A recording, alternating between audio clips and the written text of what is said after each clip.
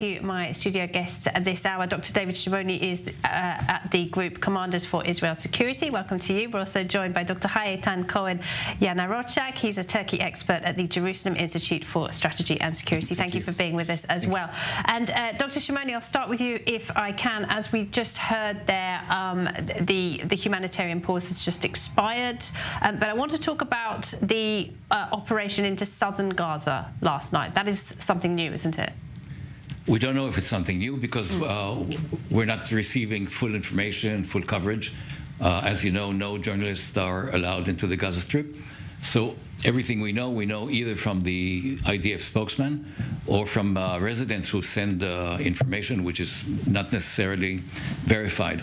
The main attempt, the main operation is now in the north, of course, in the city of Gaza. But nobody said that the IDF will not try to locate and destroy Hamas targets in the south. It's much more delicate in the south because there are many, many refugees now who fled there from the north. But definitely, if the aim of the war is, and the aim of the war is, to destroy as much of Hamas military capabilities, that's also in the south. So presumably the IDF believes Hamas commanders have fled south, or do they have significant operations in the south already? First of all, we've seen a few minutes ago that Hamas is still firing rockets at Israel, and many of those rockets are coming from the south because the south is less covered by our Air Force now and the ground forces, much more limited abilities in the north. So, yeah, they maintain their launching capabilities from the south, and definitely we have many targets there.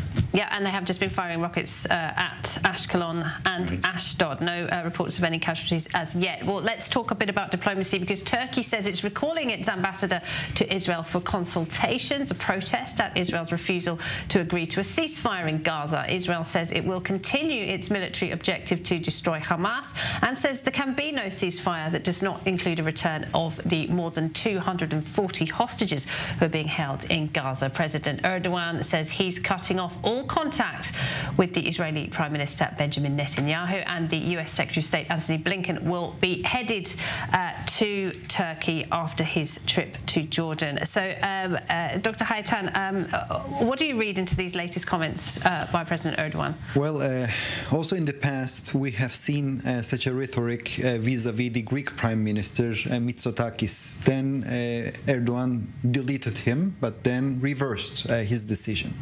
However, in the case of Netanyahu, I think that this time he will continue to delegitimize Netanyahu, and I really don't think that he will do the same thing that he did with Mitsotakis. And he's also relying on the statements that are delivered also from the West, and also the public opinion in Israel is very much against the current government.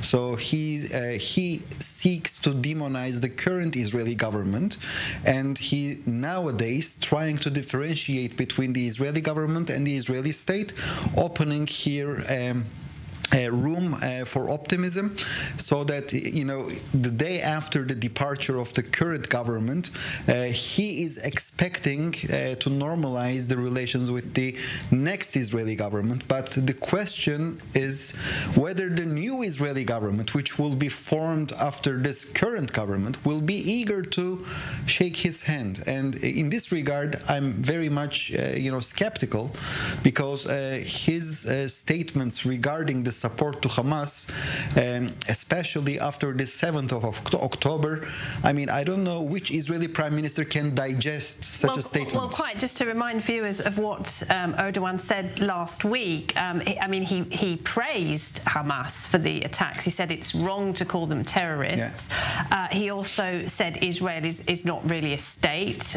He suggested that Israel is just an organization and not a country. Is he trying to have his cake and eat it here? Is he trying to continue, because we know Turkey and Israel have broad economic cooperation, or have done until now? Is he trying to kind of play it both ways? Well, I see that last week was a sort of a sudden decision of turning back to the Islamist roots that he has. But I also would like to underline the current deterioration in the Turkish economy. $1 equals to 30 Turkish liras, and he gravely needs foreign investment.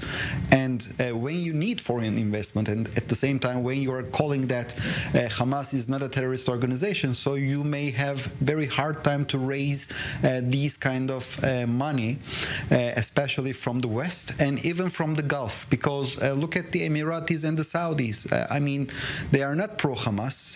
They've condemned Hamas very harshly, and they've said they want to continue cooperation with Israel. Therefore, I assume that Mr. Erdogan will go back to the Turkish foreign policy that was launched, let me say, like a month ago. But we also, let us not be naive. Now the mistrust between Jerusalem and Ankara was deepened, and we need lots of time. Would you say it's as bad as it was in 2010 following the Marmara incident? The Marmara incident was a direct affair with the Turks. Then the Turkish activists were killed, because they tried to break the control of the Gaza. Then it was vis-a-vis the Turks, but now it is only with the Palestinians. But the scale is very much different, and I really do want to believe that our situation should be better when compared to the Mavi Marmara incident, but of course we will see every day happening something new. So the US Secretary of State Antony Blinken is headed to Turkey next. Turkey, of course, is a member of NATO. What do you expect to see there? Well, the Turkish administration from the beginning of this crisis was very critical of Antony Blinken. They condemned him, that Blinken, when he first visited Israel, the fact that he emphasized his Jewish identity was very much not acceptable in Ankara. And I assume that Mr. Blinken also saw this, and in his previous visits in the region, he skipped Turkey several times.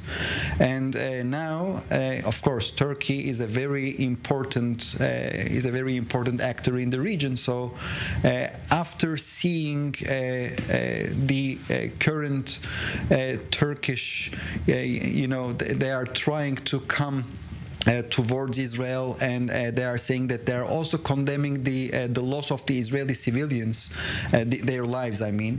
So I believe that the Turks are also trying to open here a new channel also vis-a-vis the US, while emphasizing their role and relationship with Hamas. They may try to act as a mediator between Israel and Hamas for the hostages. Some pretty tricky diplomacy coming out of Ankara tonight. Indeed. All right, thank you very much. Thank you for having me.